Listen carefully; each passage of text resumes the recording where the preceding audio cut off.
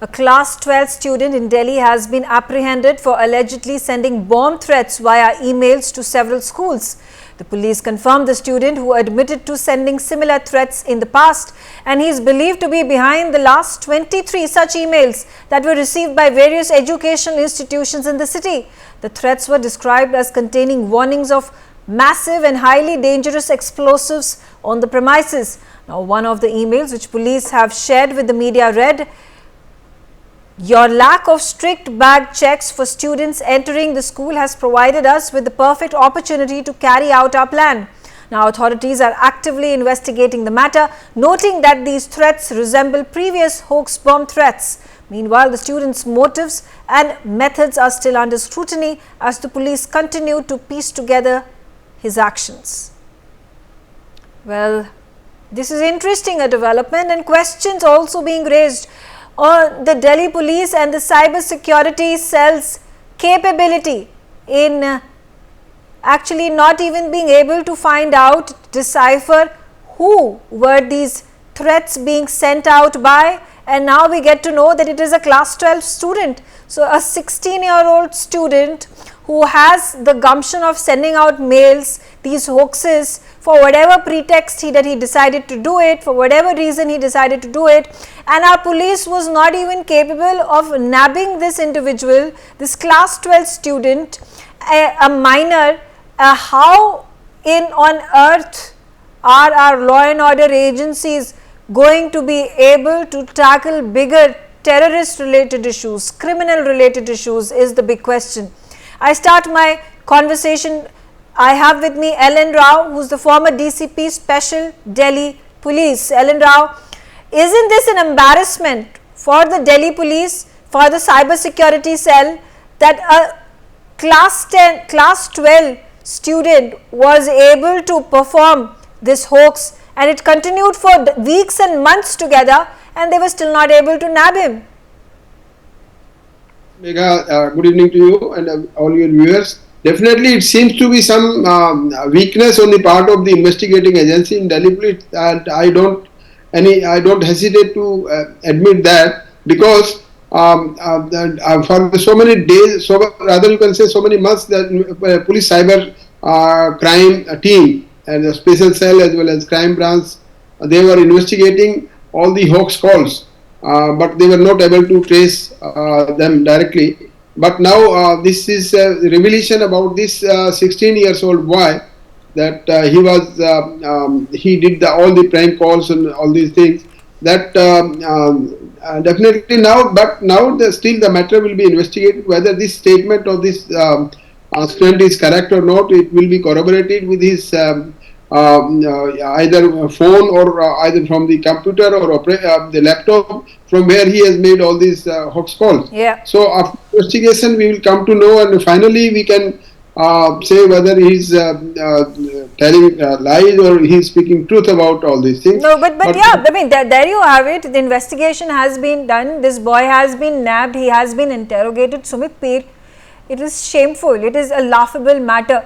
If anybody were to hear and find out about this case, and here we were getting worried, so much concern, getting agitated. We had discussions after discussions. People were talking about it. Parents were worried. Teachers were worried. Students themselves were worried, because it was like, a life-threatening event that was happening, where these messages, these emails are being sent out to you saying that there is a bomb that has been kept in the school premises and it could explode any moment. And just the student has just the student has made a mockery of the system, a mockery of the school, the mockery of the law and order agencies here. Yes, Megha. Sumit, I would like you to answer. Megha ji, thank you for having me on your show. Ma'am, well, there are two sides to it. The first side is absolutely what you are saying is correct, because if this is a 12-year-old, 16-year-old student, 12वीं कक्षा का छात्र, and he has been able to pull such a big thing for such a long thing, it's a really concern, but we should worry. But that is what it looks prima facie right now. But if you look at the other side, everything has two sides. If you look at the other side of this equation today, if you look at J&K, if you look at Manipur, if you look at any of these terrorist infiltrated areas, the overground worker today is somewhere between 12 to 18 years old. That's point number one. Point number two, there was a real blast in Punjabi Bagh. We covered it. Khalistanis were involved. So we cannot say it's all hoax. Third, is he now working alone or is he working on the behalf of somebody? That has again to be collaborated. Fourth point is that, it might be a bigger conspiracy where he's trying to take all the fall on him and we get complacent and say, look, we have got the person, nothing is going to happen. Then the disaster happens. Look, we have nefarious neighbors on our right and left, especially with Pakistan, with Khalistanis, with Jihadis going around and with their But Sumit, let's obviously see this. Now the cyber police has been able to crack this case. Obviously, they have figured out from which laptop, which computer were the mails sent out, and therefore they have been able to nab this child. I mean, obviously there has been thorough investigation that has gone on for months together now, and it has taken them so many months, so much time to actually figure out that this boy, this 16, 17-year-old boy has been able to pull this off, and they could not even, so let you know, and the fact that he sent these mails because he wanted to escape the examinations. So he sent out these mails to 23 other schools. And lo and behold, the examinations are cancelled, school gets shut down, parents are worried, teachers are worried, students are worried, and on top of it, there could be, in fact, he would be working with another bunch of his friends who would be goading him to do it, and he acting like the study is, would be like, let me pull this off, and then let's come together, and I mean, I don't know, money could have exchanged hands here. Yeah, I mean, look, on the face of it, Meghaji, if it is what we know, then there's nothing to worry. That is only, we could not nab him. Okay, a bit of shame on us, that's okay. But what if it is a bigger conspiracy, it's a bigger people at work here, they are just the friends? Because we cannot let that go, because we have seen cases wherein children, bache, have been used to throw these hand grenades at our armed forces. We have seen where kids have been used for stone pelting. We have seen incidences where kids were carrying pistols and they are fired when the push comes to shove. So when we have to make sure that this is just a nefarious kid up to his pranks, or is this a bigger design? What I would expect Delhi police is to tell us, is it an isolated case, is what we are telling, what we are hearing, is it case closed, or there are other dimensions to it, because that needs to be investigated. If there are other dimensions to it, then that is an area of concern, ma'am. Let's not forget there was a bomb blast. There was a bomb blast in Punjabi Bagh. Khalistanis were responsible for that. So, if as long as it's a mischief, okay, we live with it. It's a bit of shame on us. We live with that shame and humiliation. But what if there's a second level or a third level going on? Okay, all right. I have with me Kanish Kaur, cybersecurity expert on the telecast with me. Kanish, we've seen, the young kids, and we've seen them traverse through the dark web. They have been able to crack a number of cybersecurity cases that some of the most adept or people at higher positions in cybersecurity cells are not able to do so. There have been cases when a number of these young kids are actually even hired because of their expertise in trying to crack terrorist criminal nexus that the police, that the cybersecurity, that the law and order agency has been trying to do so for years together and still not been able to do it. Now here is a boy, obviously he's been able to crack the code over here, he's been able to find a loophole, and just for kicks, just to befool the people, the teachers, he's a 16, 17-year-old kid, he wants to do it, he's done this without actually comprehending what could be the consequences of such a thing. See, we should not look at this incident in isolation. Apart from the bomb hoax that were happening on schools, there were also bomb hoax that were happening on airlines. And there we saw a lot of elements involved which were from outside the country. Today, technologies like VPN, secure emails are available, which do not allow law enforcement agencies like Delhi police to find out the actual perpetrator. So treating this, we have still not been able to find out who was sending those hoax threats to the airports, to the airlines. Absolutely. So don't treat this in isolation. You need a larger law to stop people from doing that and put them behind bars.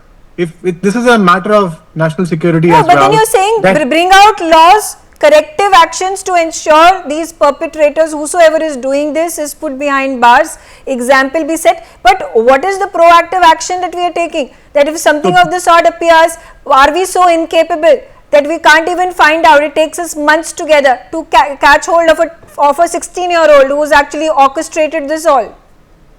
See, the larger issue is that today messaging platforms, social media platforms allow anonymity. So if you're on a platform like Telegram you could be anonymous. You don't even need a mobile number. You can create a fictitious email ID and start sending these malicious bomb hoax links for airlines or for police. Now, these are young kids who are doing it to evade exams. But tomorrow there could be organized criminals who could use the situation. So, what is needed is more transparency and partnership with these new messaging platforms which are used in abundance. So it's not just say WhatsApp, which used to be there. These platforms which allow, and a lot of these platforms today work in collaboration with what is available on dark web. So threat actors on dark web have created their anonymous accounts on Telegram channels as well.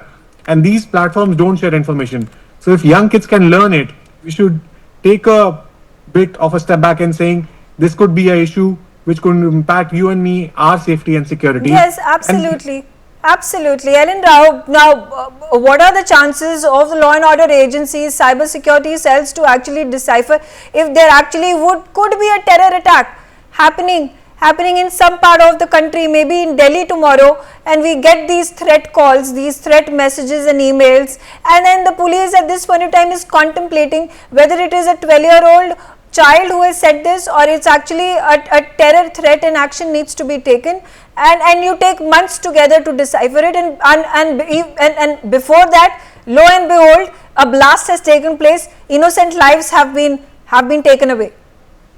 Yes, Megha, definitely. It means the emails sent to the schools were really scaring, and that after that, this revelation by this young child that is become more serious about. But we cannot. I agree with Mr. Samir Pir. We cannot see it in isolation. These people, these type of youth, can be used by the terrorist also, can be used by any criminal also. So we have to thoroughly investigate this case, and we have to, apart from the motive which he has told about the examination, that we have to also see, because for stalling the examination, he was not required to send 100 emails to about 100 schools. Then what was the purpose of that? That is to be seen, and I think that investigating agency will be definitely exploring all these possibilities in this case, because we cannot take it as a very simple certain open and shut case. Now the question is also there that these social media platforms, and with the aid of the dark web, the terrorists can also, and not only they are doing it also, and they can also do some serious offenses in Delhi, or particularly about the terrorist activities. So we need to be very much careful about all this. Yeah, we need to be careful. Sumit, how should the cybersecurity cell function? Do you think there is need for young, dynamic individuals who are well versed with the dark web, with how the hacking process happens in the cyber world, and recruit them on an urgent basis, because they are the ones who are going to be able to help you in navigating through these complex, complicated systems and codes to then stop these terrorists who could be using these measures on their toes, and thereby ensure that such terror activities can be averted in the future. Megha ji, three parts. The answer will be in three parts. First answer is yes, because we have to start thinking out of the box. एक हिंदी में कहावत है, लोहा लोहे को काटता है. Because if you have to really stop these criminals and criminal masterminds, you have to start thinking like them. And there are a lot of limitations in the law. We can have even organizations which are outside the purview of the law, which can be third party outsourced, and we can be given the job, bhai, dekho where it is coming from. There are a lot of things which you cannot do within the law, but these people don't follow the law. But when it comes to national security, let's also create those bodies, those organizations which don't follow any law and which are able to prevent all these attacks. We need something like a Patriot Act in this country, wherein we are very preventive in nature, where we can act in time. Second thing I want to point out here is, look, I am very worried, Megha ji, honestly, about when the age is 16.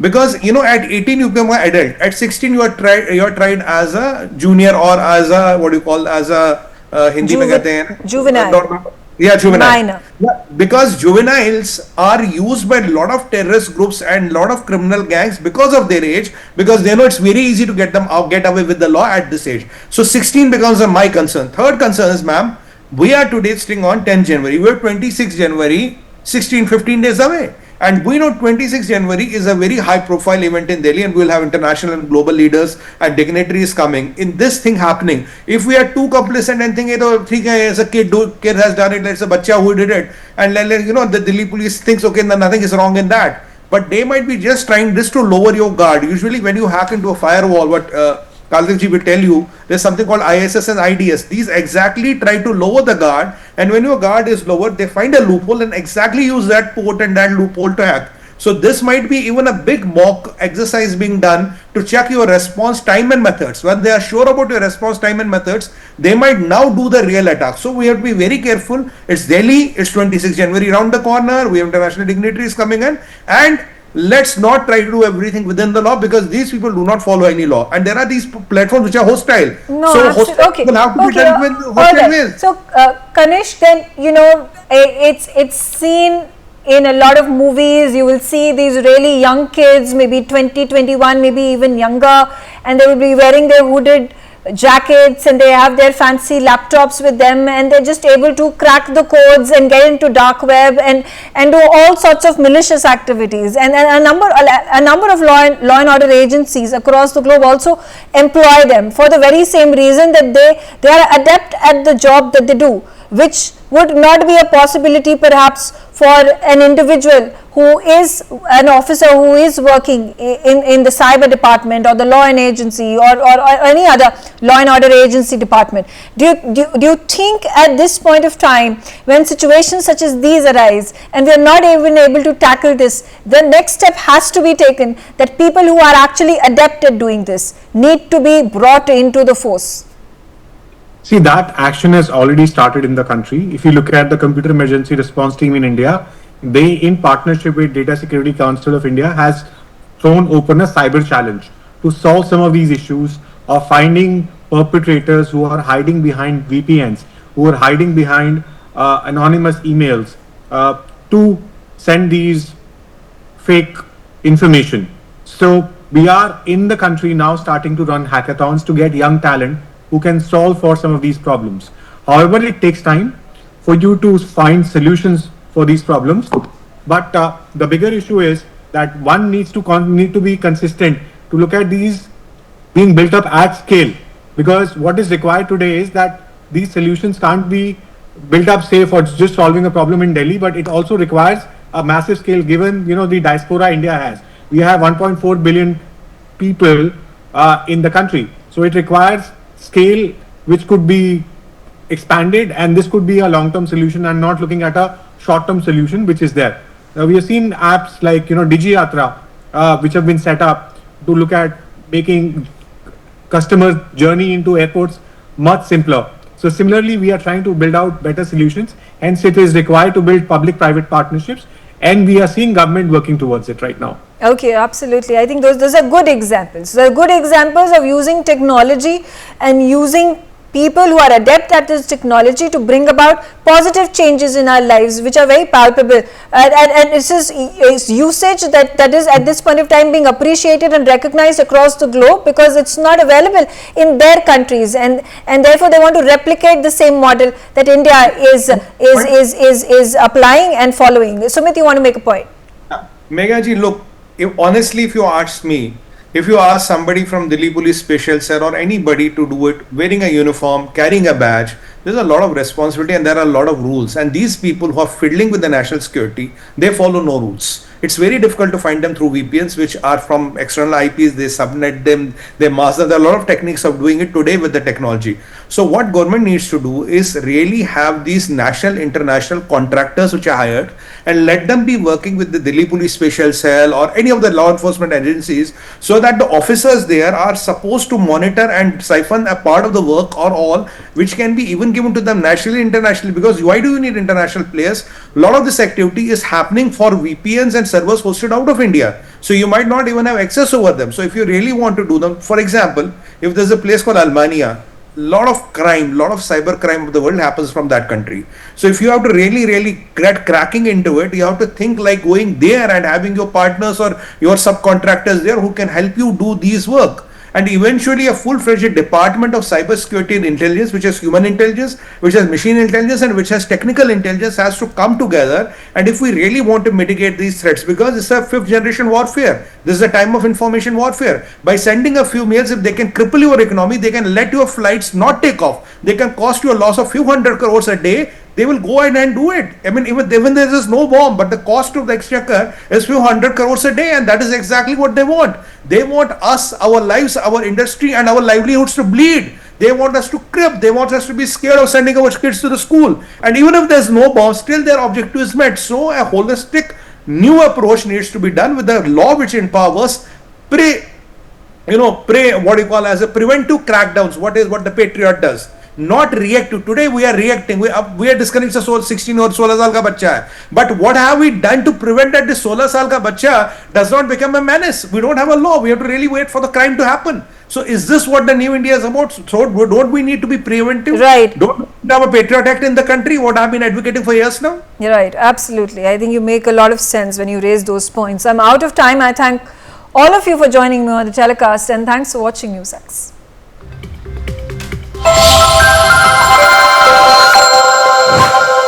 For more such videos, subscribe to the NewsX YouTube channel, hit the bell icon.